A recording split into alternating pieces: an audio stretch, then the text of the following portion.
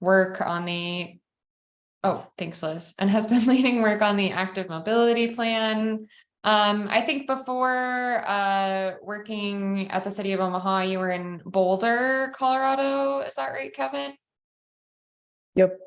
Awesome. So coming to us from Colorado, and Kevin's going to give an update on the plan and what's been going on and ways folks from ModeShift can get involved if they want to. So I'll turn it over to you, Kevin, and then we'll have a Q&A period at the end. And do you have screen sharing capabilities, or do we need to make you co-host? Awesome. Perfect. I think, oh wait, no, I don't. Okay. Never mind. Liz, can you make Kevin co-host? Yeah, I can fix that. Hold on. Yeah. I guess, yeah, I should say I was in Boulder for about a year, but I'm actually originally from a small town in Nebraska, so, and then lived in Denver for a few years, so, and then Boulder, so, yeah. Kevin, see if that works.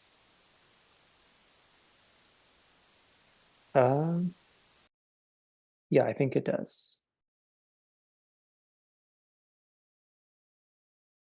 Okay.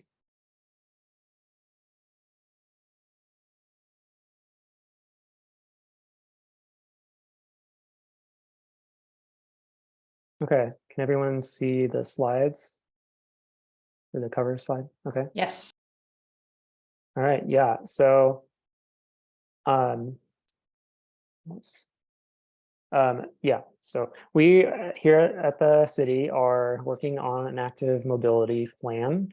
So active mobility, as I think you all probably are aware, is kind of walking, bicycling, scooters, skateboards, but you may have also heard of this plan being referred to as the Bicycle and Pedestrian Master Plan. So that was kind of the working name for this project. Yeah,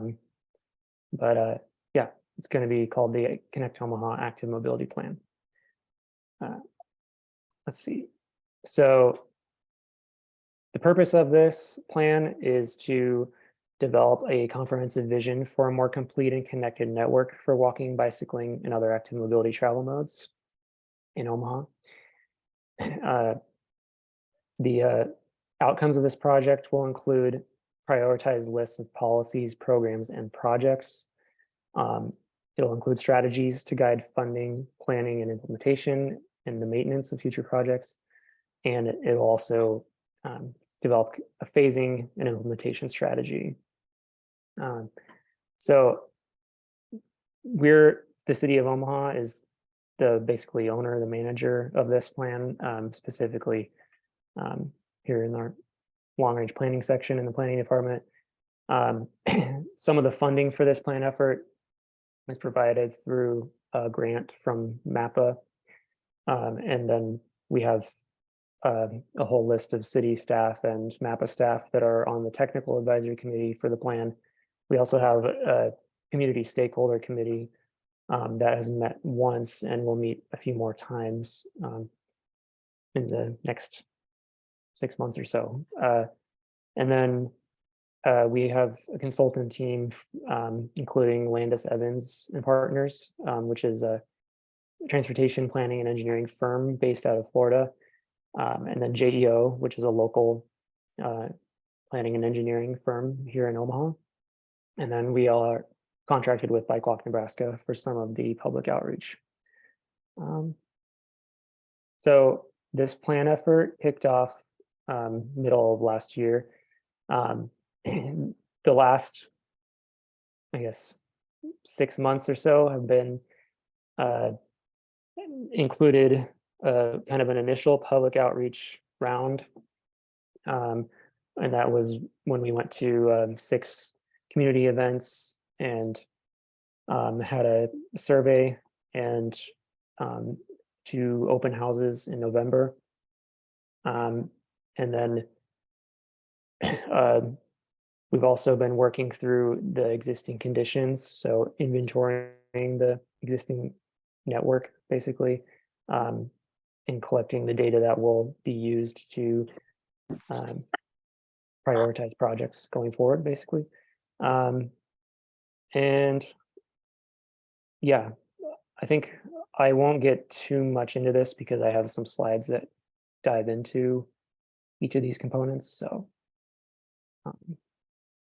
by the way, I guess if people have questions through this, you can raise your hand or put them in the chat. And if it's something that I'm going to get to, I'll just say I'll get to this soon. But if not, I'll try to answer your question. Yeah, so why are we doing this plan? Well, basically, this is going to be a supplement to our master plan, which calls for making pedestrian and other non-motorized transportation throughout the city, viable, I guess, and comfortable and safe. And the transportation element of our master plan, which was last rewritten in 2012, was included the goal to balance options for enhanced mobility and provide a system that has options for driving, walking, and public transit. And that the transportation element of the master plan, as well as the land use element, actually recommended that the city create bicycle and pedestrian master plans. And yeah, there have been a lot of recent, as well as some ongoing planned-related planning efforts that we are complementing, I guess, with this plan. So you've all heard of Connect Go, probably. That was a planning initiative led by the chamber to create a kind of a bigger, broad, bold vision for shaping our overall regional transportation network over the next decade. And that was done in partnership with MAPPA's update to the long range transportation plan. Metro completed their Metro Next plan, which kind of is their next 10, 15-year strategy. I'm not sure the exact timeline for transit improvements in the region. There was an Omaha natural surface trails feasibility study that was completed in partnership with Thor that looked at kind of the mountain bicycling trails and amenities, and as well as other kind of recreational off-street trails. And then we've had the urban core strategic plan, which recommended a total mobility system for the urban core area. So that includes transit improvements, but also recommended low stress biking routes and walking improvements through the urban core. We have the Market to Midtown Bikeway pilot on Harney Street, as well as the completion of our affordable housing action plan. Right now, there's a Vision Zero action plan effort going on. I'm going to have a slide kind of talking about the relationship with that here next. And then we have our Complete Streets Design Guide, which is a incomplete draft form, but we're going to be finalizing that in the next several months. Yeah, the NRD has completed their NEAT study, which looked at some short trail connections that could be made to enhance neighborhoods' access to the regional trail system. And we've also got this upcoming climate action plan effort. And in a couple of years, we have an urban core street reconfiguration study planned, which would look at one-way to two-way conversions mostly, but also other street configuration changes just in the downtown kind of midtown area. So yeah, this plan is kind of building on those past efforts, but setting the stage for the more in-depth urban core street reconfiguration study as well. And we do get asked, why are we doing a Vision Zero action plan and an active mobility plan? Aren't they pretty much the same? There is an overlap, but the active mobility plan is about creating the vision for the future network for walking and bicycling. Vision Zero is going to identify projects and actions that are aimed at eliminating traffic deaths and injuries. Some of those would be enhancements to pedestrian and bicycling infrastructure, but Vision Zero is really focused on just reducing crashes, and that means also vehicle crashes. The active mobility plan is not really looking at cars in general. It's about improving walking, bicycling, scootering, skating, and yeah, and then there will be pieces of the data collected through both efforts that will be shared with one another. So, yeah.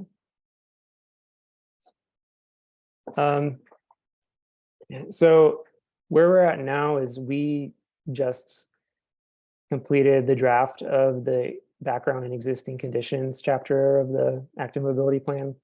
The existing conditions analysis could also be called a demand and gaps analysis. And so what that entails is kind of the 3-step process of you have to define the study network. What are the streets that we're going to inventory? We have like 5,000 plus miles of roadways in Omaha, and it wouldn't be cost effective to inventory conditions on every one of them. So we started with arterial and collector streets, and we did not include arterials and collectors that had already had a side path or a trail built along them. And yeah, that was because basically, even though there might be room for improvement on them, we had to prioritize and not have a network that was greater than about 500 miles. So, and then the next step after you establish the study network is to evaluate the conditions, and the evaluation framework that we're using is called pedestrian and bicycle level of service. You've probably heard of level of service as a measure of traffic congestion. This is way different from that. This is, it'd almost be more accurate to say the level of comfort that a person has walking or bicycling along a street. And I'll get into the factors that go into it really briefly.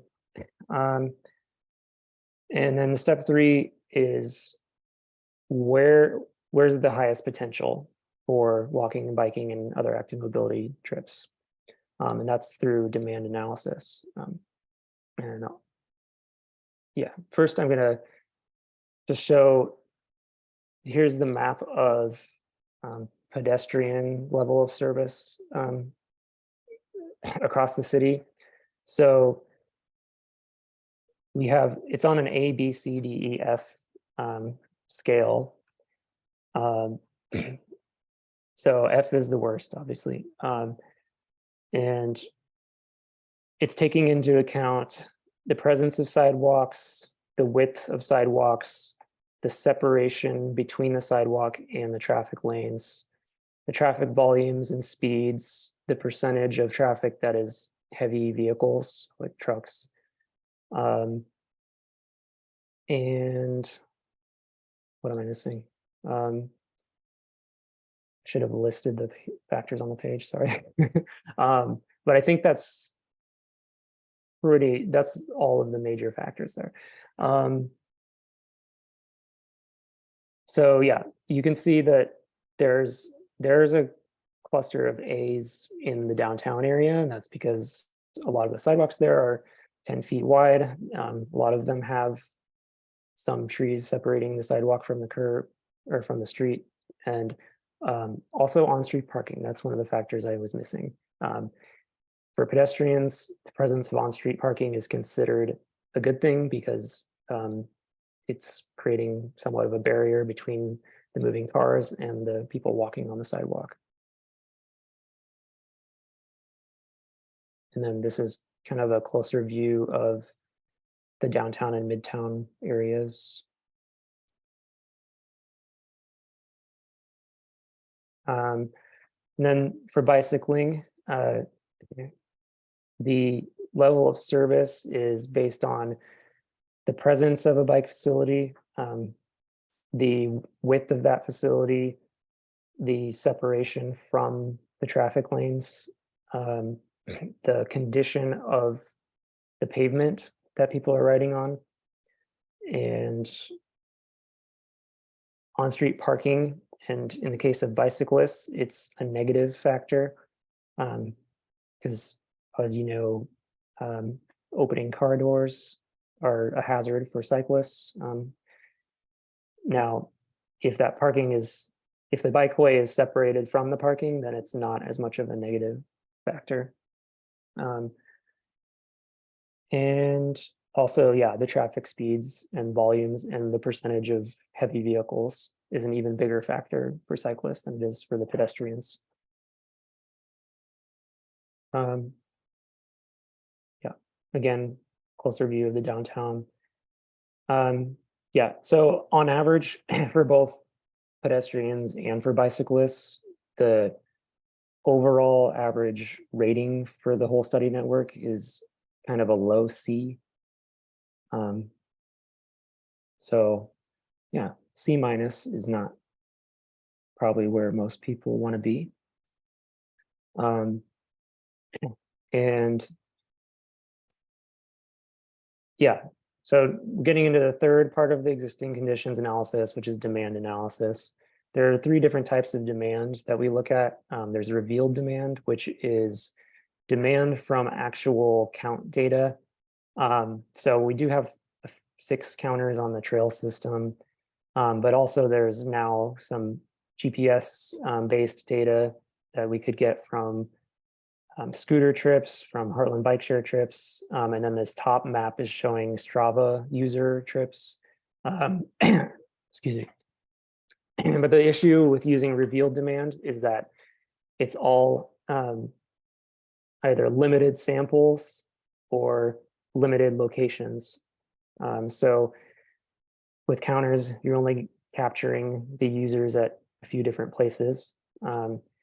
With GPS-based data, you have kind of a biased user set. So like for Strava for example, people who use Strava tend to be more fit and kind of recreational riders or runners.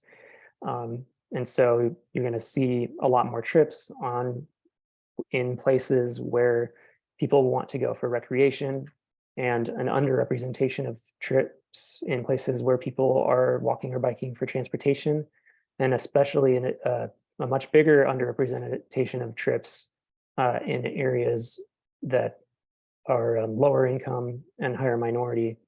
There's an overrepresentation of wealthier, whiter people using Strava. So because of that, we're mostly using latent demand, which is basically using the actual locations of destinations and different land use patterns to estimate the total potential for walking and bicycling and other active transportation trips. And I'm not going to try to, excuse me. I'm not going to try to explain all the math behind it because there's a pretty, there we go, pretty complicated algorithm behind it. But basically,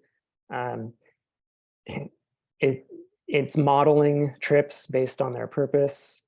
And the purpose is based on the types of destinations and the type of trip generators and the proximity of those. And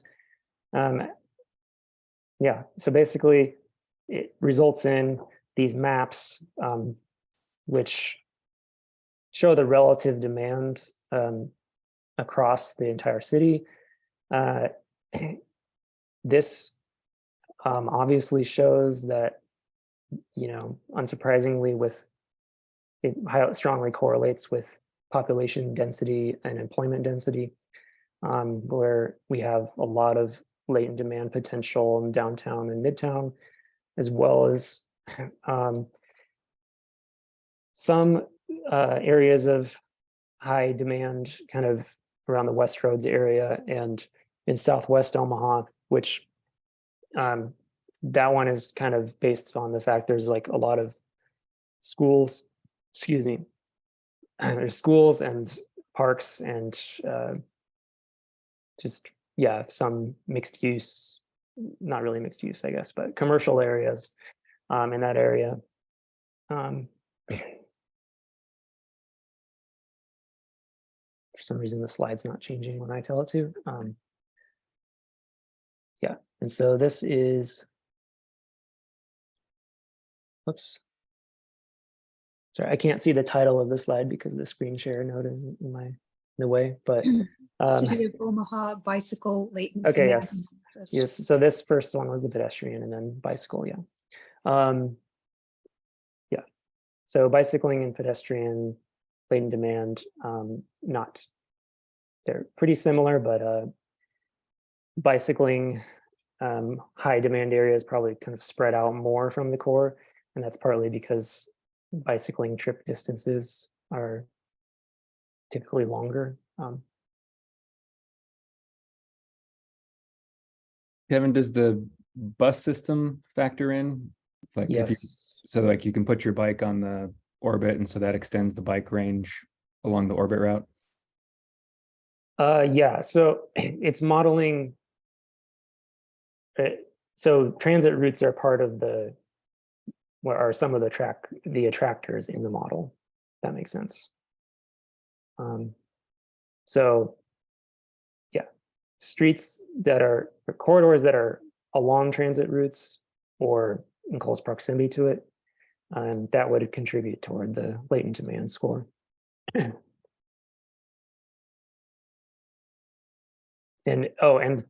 I guess transit frequency is also factored into that. So because the orbit's more frequent, its latent demand score effect is higher.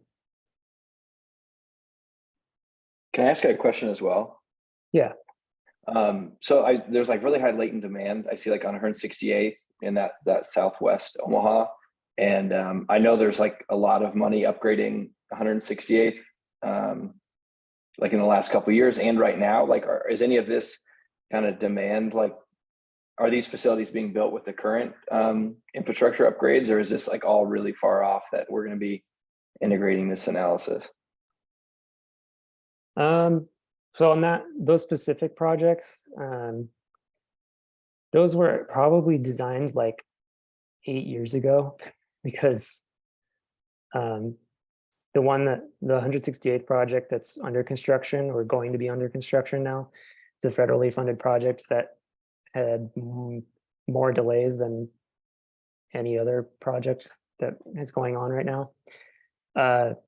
But as far as incorporating improvements into projects underway, that is something that we're trying to do and whenever we can. So yeah, does that answer the question? Yes and no, but that's Yeah. okay. Yeah, I mean, if a project has already been designed, it's typically too late to change it once it's beyond the 30% design stage and included like a different kind of facility, like a trail along it. That 168th project that crosses over Zrinski is going to have a trail along the portion through that goes over Zrinski, obviously, which exists today. But yeah, I wish that it had a trail, honestly. Yeah. Luis, did you ask your question? I'd like to ask a question. Mhm. So I'm interested in the biking, but actually something came up on pedestrian recently for me. Are you guys looking at, what do you call those overpass, cross paths, what do you call those bridges for pedestrians that go over a street intersection? An overpass, yeah, pedestrian overpasses. Pedestrian overpasses. I think that with the development going on right now at 72nd and Dodge, there needs to be a pedestrian overpass there at 72nd and Dodge. So are you guys looking at those overpasses? Yeah, I mean, we're looking at that kind of thing. I think 72nd and Dodge in particular, that's been proposed, but the challenge is funding those. They're, yeah, typically at least $5 million to build. So I mean, yeah. Well, yeah, Yeah. there's going to be a village there, so they're going to have it. That's already a busy intersection. Plus, there's going to be a village there. Funding, I understand the issue, but that should be something that should motivate us to want to find funding. Yeah, agree. I mean, if you were to ask me where's the place in the city that makes the most sense, 72nd and Dodge would have to be toward the top of it. So, yeah. Yeah, go ahead. So when you're talking about 168th Street, and how it's too late to add anything else. So when these projects are done, they're not just curb to curb then, correct? Because like Bellevue put in like this really awesome side path along 36th Street.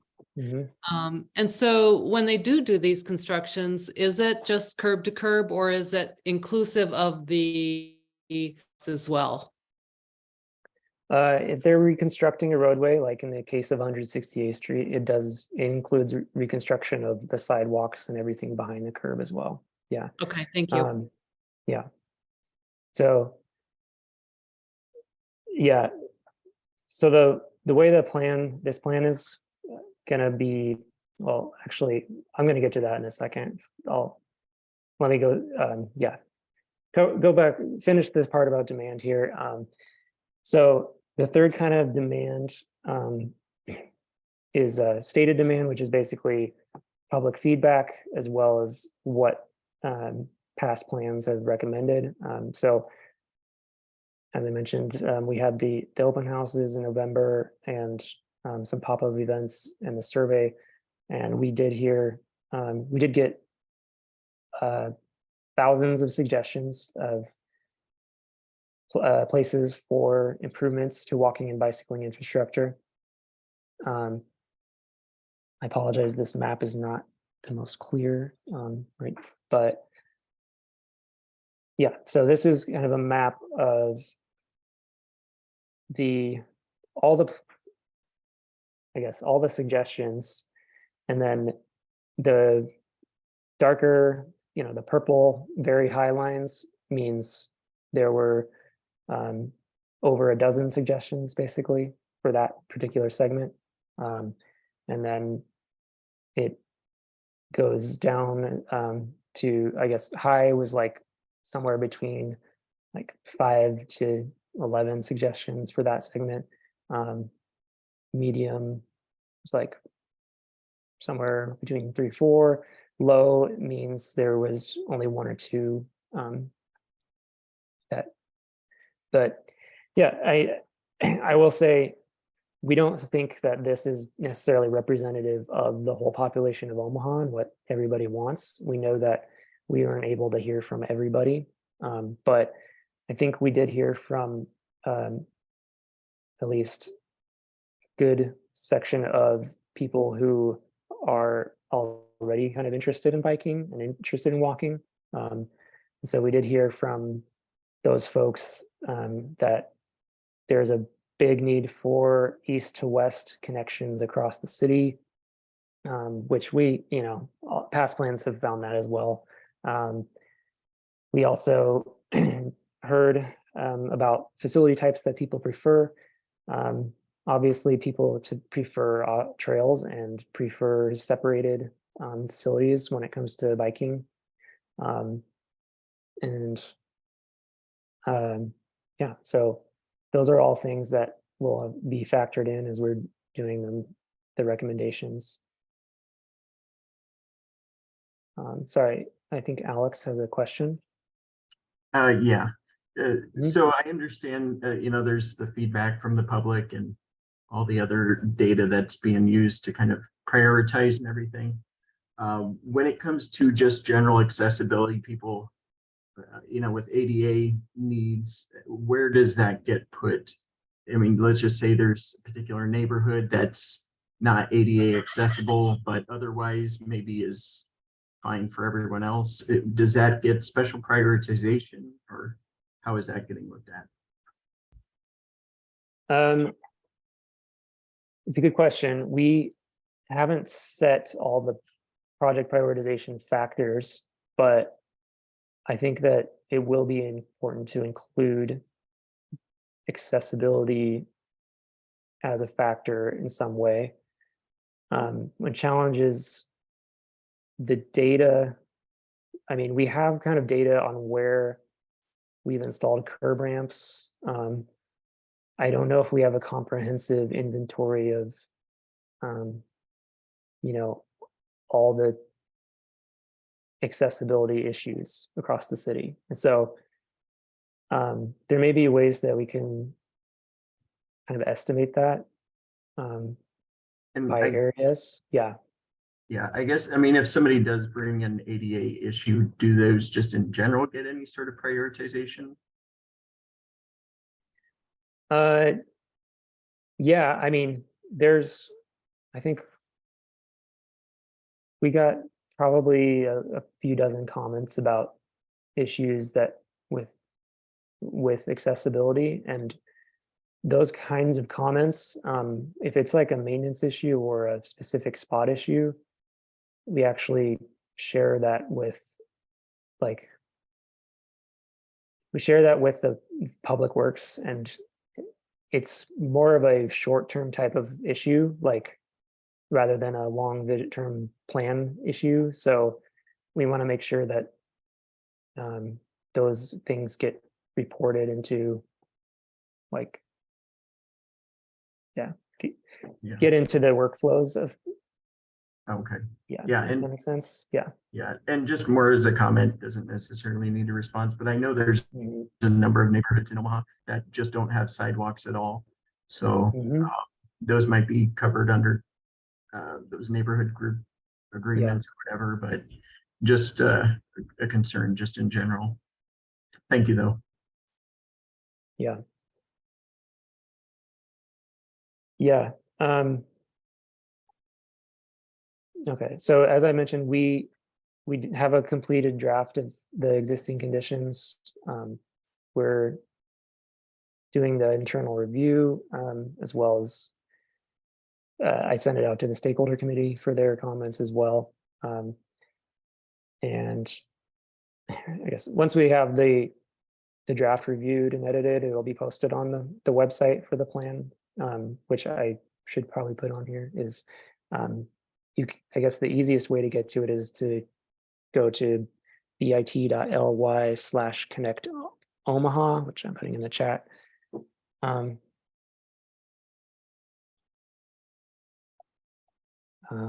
haven't tested that link in a while, so I hope it works. So after the chapter 1, next step is goals and objectives, and we haven't actually set or finalized goals and objectives. So we're still working. We want to have all of the existing conditions chapter wrapped up and all of the feedback summarized before we do that. But just I wanted to give some examples of what we mean by goals and objectives. So these are kind of like examples of what those could include. Goals would be more like, what are we trying to achieve? And objectives are kind of like the ways that we're measuring our progress to the goals. Actually, maybe we should call that metrics then, but yeah. So for example, we could set a level of service target of A or B for the network, and we want to get there by, say, 2030 or something. And we also would probably want to increase our bicycle friendly community status. Right now, or the latest application we had in, we were awarded bronze, but yeah, I'd like to improve that. And then next would be project prioritization. And so the bicycle level service and pedestrian level service scores, as well as the latent demand analysis, will factor into that, and the public feedback on the stated demand. But I guess we already touched on this a little bit, but there are other factors that we could include. As you mentioned, accessibility concerns, or areas that have a lot of issues with that. And major barrier crossings, and areas that have an overrepresentation of biking and walking crashes, and also transportation disadvantaged areas, which refers to like historically disadvantaged census tracts where there are populations that have higher reliance on, I guess, non-driving modes of transportation for their daily needs. And in Omaha, that's generally in North Omaha and South Omaha. And then once those project prioritization factors are set, we'll have a network improvement plan that will set up basically a list of potential projects in these different categories. For the highest priority ones, we want to have some documentation of the feasibility and the cost estimates, which that's really in order to set those up for being able to apply to seek funding for them. And then it'll include maps of kind of the overall networks and the different facility types along the network, excuse me. And then I guess 2 more slides, right? Policies and programs, recommendations. So our scope includes looking at a number of different policies, as well as our city code, to make recommendations for that would encourage more walking and bicycling. And yeah, this is the part that we haven't gotten into yet. So, but yeah. And then there will be an implementation and funding and phasing strategy. And as far as implementation goes, probably most improvements get implemented, as we kind of talked about, by just incorporating a walking and bicycling improvement into projects that are already happened or planned to happen. And kind of the low-hanging fruit type projects would be when we're resurfacing the streets. Sometimes there's opportunities to include on-street bike facilities, or in some cases, crossing improvements. And so, yeah, this chapter will kind of identify those low-hanging fruit, high priority projects, and then also summarize the maintenance practices and best costs for different types of treatments. Okay. And then when we have the full draft plan, we intend to have it available for public comment, and then have I'd like to go to different neighborhood groups. We'll probably partner with Bike Walk Nebraska to do that and get some more feedback to incorporate into the plan before we send it on to planning board and to city council. Yeah, that's all I had for you.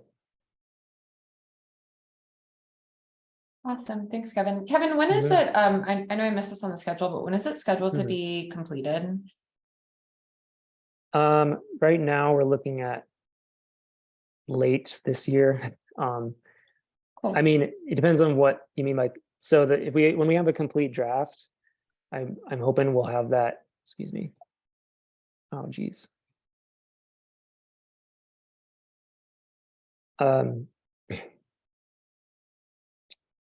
So I'm hoping we'll have that kind of like early fall. And then adoption, that 30-day public comment period plus the time to do all the revisions and then take it through planning board and city council. That's all probably going to take several months. So Yeah. yeah. But I will say, not having the plan adopted doesn't necessarily mean we're not going to be actively implementing improvements. So yeah. Makes sense. Aven, I think raised her hand first. If you want to start, Aven. Sure, thanks. My question is, what are the funding sources that you expect to see used for the improvements that are ultimately recommended? And I'm especially interested in any of the improvements that aren't rolled into already planned street projects. Yeah, well, funding is the biggest challenge. And a lot of times when we put these plans together, we're actually using the plan as a way to, as a tool to be able to seek funding. So if we set out this bolder vision for what we want to accomplish, it helps us with getting grant funding. It helps with also being able to just incorporate the improvements into existing projects that are already funded. And so it's going to be a mix of that, which is basically just using our regular maintenance program and using our just the projects that we're doing through our capital improvement program, and just more strategically implementing the improvements in this plan. And then also using this plan to leverage dollars from like federal funds and yeah. Does that make sense? Excellent. Stuart? Kevin, you said early on that as part of your process, you reviewed past bike ped plans. Mm-hmm. Did you take a look and see how well the city did in implementing those plans? And if so, can you share with us how they did? Yeah, for the city, our transportation master plan identified a set of what they call the core system and aspirational biking system improvements. I would say about 40 to 50% of the core system was implemented. And maybe 20%, 10%, I don't even know, not very much, the aspirational. And the other past plan that covered at least the entire city of Omaha was the 2015 MAPA bicycle and pedestrian master plan. I don't know from a percentage standpoint how much is implemented, but it wasn't not a whole lot. What was implemented would be some of the bike lanes proposed, or some of the bike lanes that we implemented in the last 2 or 3 years. So with our resurfacing program, so Hamilton Street got a climbing bike lane. Spring Lake Drive got a climbing bike lane. Those were essentially proposals from the MAPA plan. And then also the wayfinding signage that is in the downtown and midtown area. That's along about 35 miles or so of streets. And yeah, that wayfinding system was something that arose out of something that was called the Bike Omaha network or Bike Omaha initiative. And yeah, so I think for almost all the routes that were identified in the Bike Omaha initiative have basically wayfinding signage at least. Yeah, and some of the bike lanes were implemented as part of that as well. So yeah, I mean, to be frank, for sure, less than a quarter of past proposals have been implemented, I think. But So just as a follow-up, what can we do to get a higher percentage of this plan implemented than we did in the past? You know, because yeah, it seems to me that, you know, if I'm driving around with an internal combustion engine, a higher percentage of those plans are getting implemented. yeah. So I guess one thing is tell officials how much you appreciate the infrastructure that we do have. You know, I think there is kind of an understanding of the value of our trail system among a lot of you know, leaders in our area.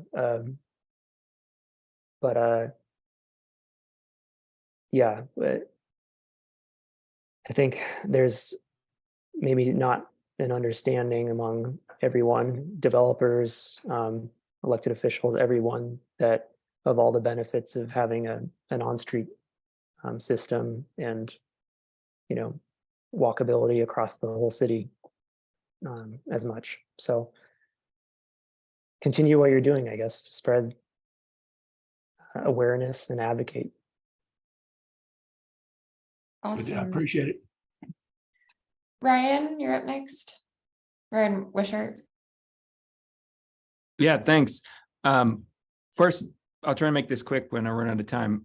Is there a map that's got the correlation or the gap between that latent demand and the level of service, where you can see, you know, where the level of the demand is high and the level of service is low, and vice versa? Not yet, but a major, I guess the main part of the project prioritization, or the main factors will be if something has a low level of service and high latent demand, that obviously should rise to the top for priorities. And so, yeah, so basically we haven't gotten there yet, but Okay, yeah, that makes sense. And then maybe Yeah. put that through some sort of equity lens or filter for prioritization. right. The other question, kind of connected to one you already answered, is with the routine accommodation route, one of the things that came up in the Vision Zero TAC was how complete streets often doesn't get implemented because of how often special funding sources are used for projects that don't allow for those additional costs. It sounded like basically all the different kinds of bonds, like the sanitary sewer overflows, but also apparently some of the resurfacing bonds, they say, you know, if you want to do the upgrade, you need to find additional funds, and that doesn't pan out.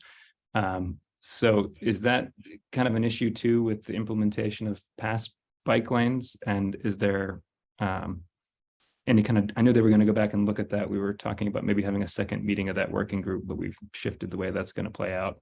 So if you have any updates on anything you know about what's happening with trying to address that.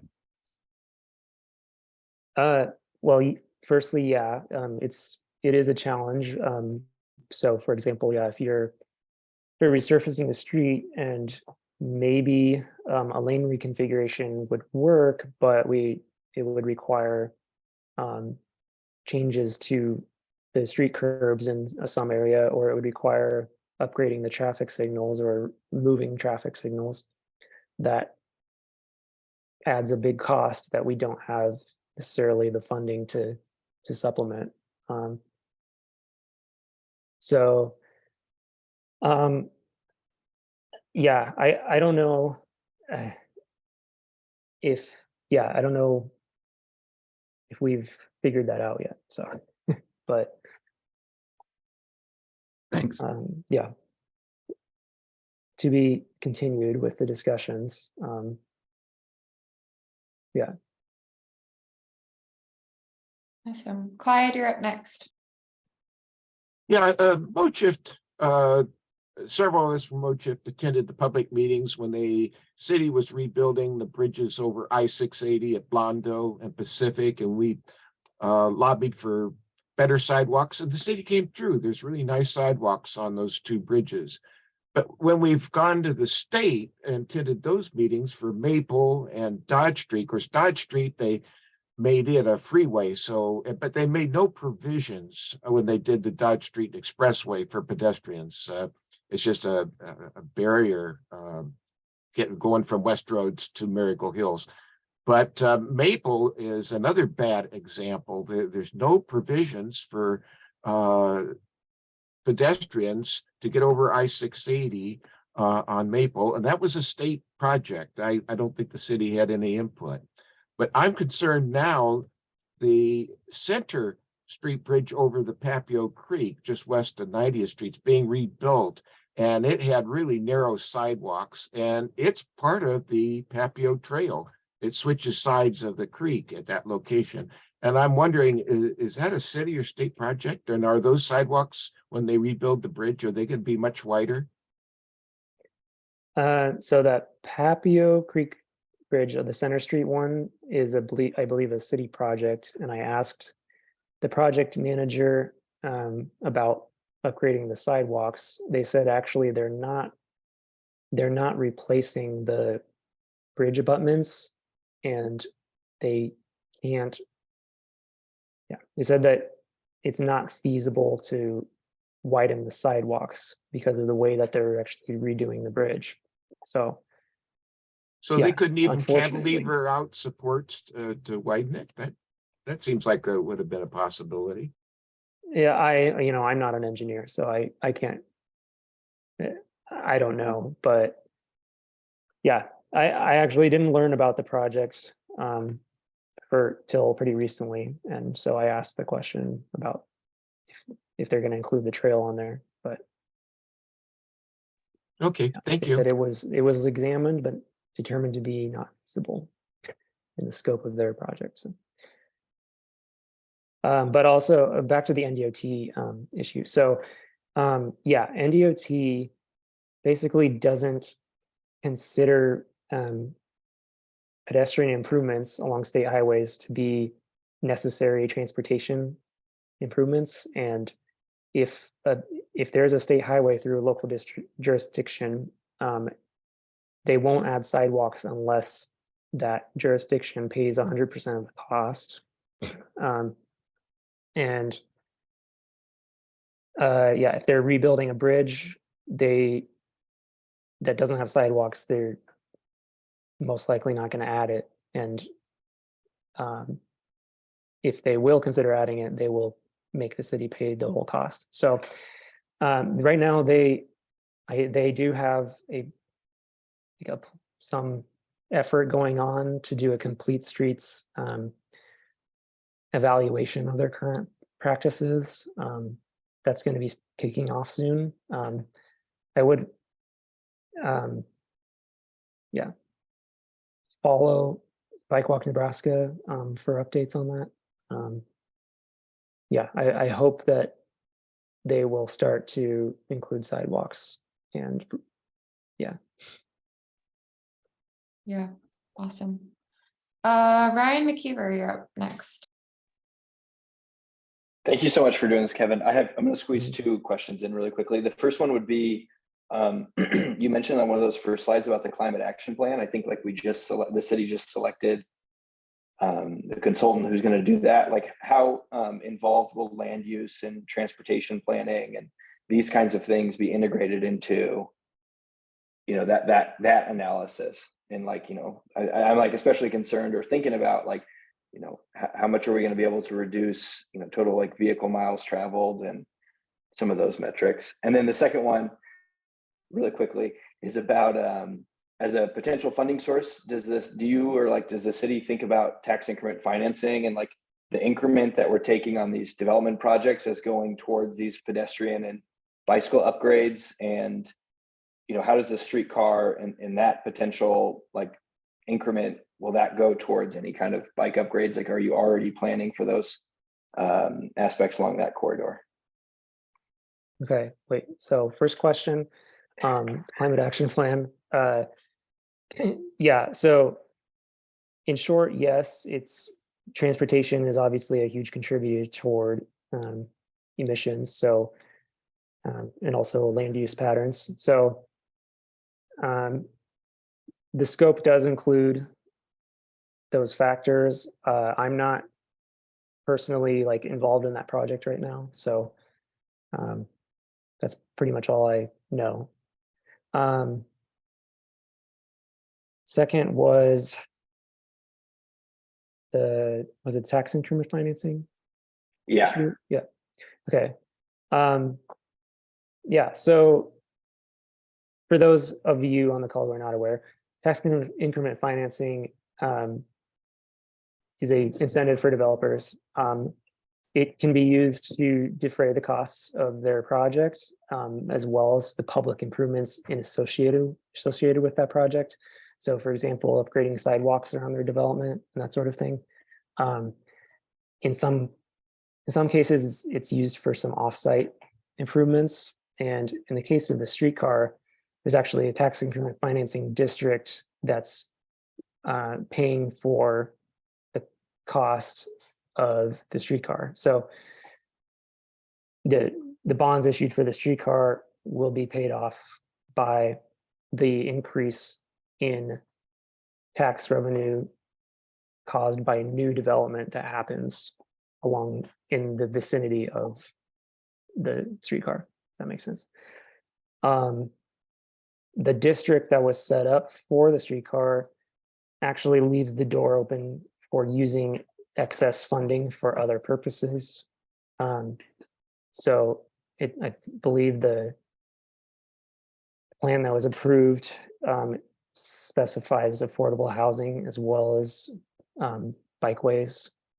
And at this time, I don't think they know enough about when that funding will come available for those other things. So yeah, but it's a possibility in the future. And then also the intent is to include the bike lanes on Harney and Farnham when the streetcar is constructed. So Thanks. Yeah. Amanda, you're up next. Okay, thanks for presenting, Kevin. At the beginning, you showed a lot of the plans, and my question is, if Connect Go and the Urban Core Strategic Plan and their adoption, and because the chamber promoted them, I am wondering if that helped any political will for implementing active mobility projects. And kind of as a second phase of that question, I know there's been a lot of change at the chamber, and I'm wondering if those groups are still active. Good questions. I think it did help. And I think, yeah, I think the streetcar maybe wouldn't be happening without the Connect Go. And also, I don't know if the continuation of the Harney Bikeway would be happening. I mean, it's hard to say really, but so I think that it has helped with getting like the business community and, the civic leaders across Omaha on board more with multimodal transportation. So, and as far as is Connect Go continuing, my understanding is that it's not currently. So they developed the Connect Go strategy that included like the 10 priority kind of initiatives. And yeah, I think they kind of finished what they set out to do. And then Stephen, who is leading that effort, is in a different position now. So.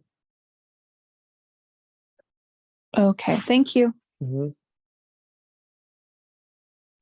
Awesome. And then Luis. Thank you. I just want to relay a strategy. Somebody said that the biking plans haven't been well financed or completed. I recommend that we look into having the Nebraska State Legislature help finance some of this infrastructure. And the way that can happen is if a law is written similar to what John Kavanaugh has recently proposed, is that you specify an area. So it would be any county with a metropolitan area. So the only county with a metropolitan class city is Douglas County. So that'd be one component. And then the other component to the law would be like 10 millions to finance a bike and mobility plan. And you'd have to work with the legislator to say, oh, what kind of plan would that be? Well, since we already know that we have a plan, we'd want them to incorporate the plan that Omaha already has as the plan that the legislator would be looking at. So I guess that's kind of like what I propose is getting money from the state legislator, from the Nebraska government to come in here, similar to what John Kavanaugh is doing by being, the way he used language is not discriminatory, is saying just any county with a metropolitan class city who needs this. And you, Kevin, you already said that we got a C- on walking and biking. So that'd be what I propose as a strategy. Well, yeah, thanks for the suggestion. Yeah, I don't have the contacts in the legislature, so if you can help with that, but I think that's something to bring up with the mayor's staff and with Bike Walk Nebraska and others. So. Yeah, Cindy added in the chat, there are other ways to get funding. America Walks is a new intersection initiative with funding available. Avon. Yeah, thanks. Sorry, kind of coffee. You mentioned that you weren't involved with the climate action plan currently. Who the city is involved in the climate action plan at this stage? If you have questions on it, I would email Lisa Smith. I'll put her email in the chat. She's another planner in the long range planning section. So here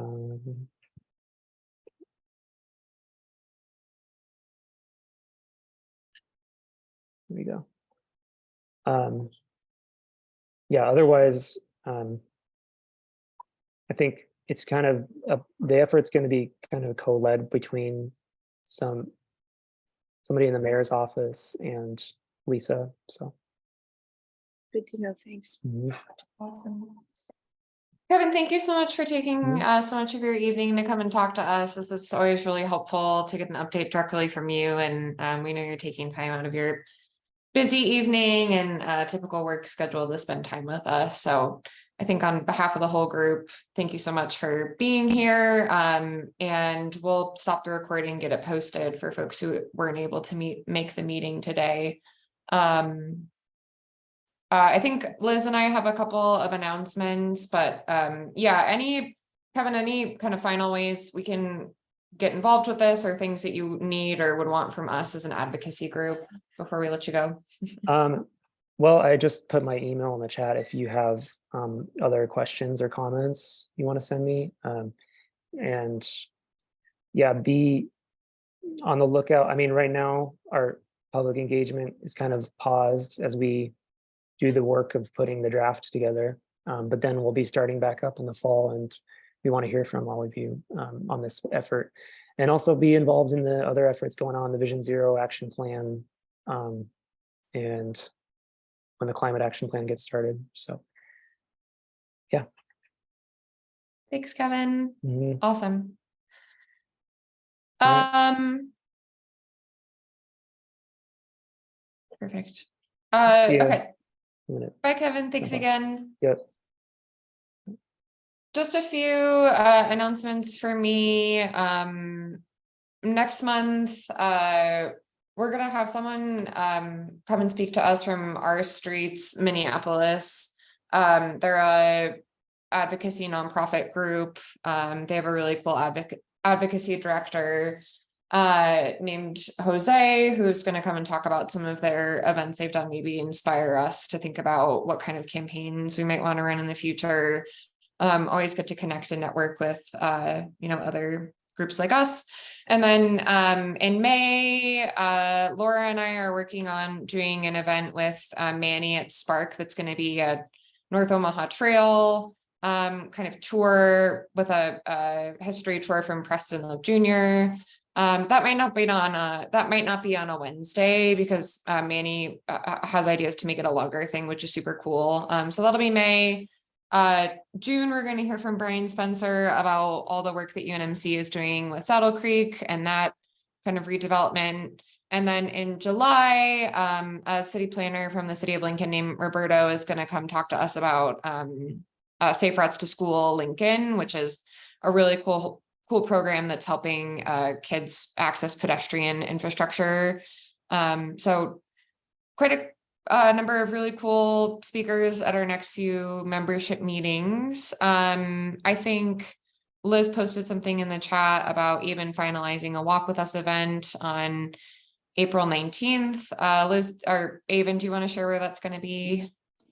Yeah, there's some very strong voices in favor of 72nd and Dodge. And just from the meeting tonight, I can hear that there's still a lot of interest in thinking through what's about to happen at 72nd and Dodge. So that's where we're looking for the April Walk With Us, which will be part of the Do Good Days series of events. I'm just basically, when I say like finalizing it, I'm just waiting for someone to come out with a very strong objection, but I have a feeling that there won't be any. So I think we can all plan on, the evening of Wednesday, the 19th at 72nd and Dodge.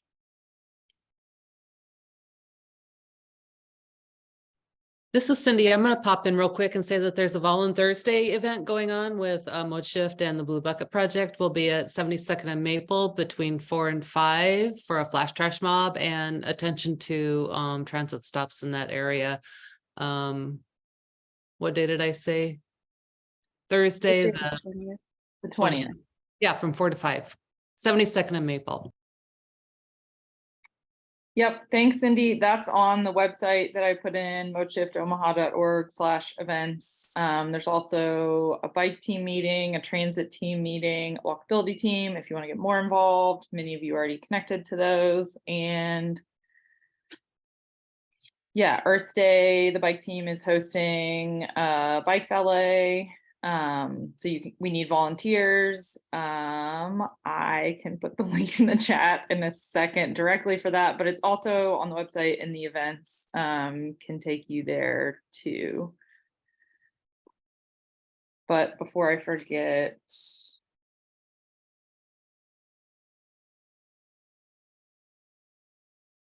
add that there.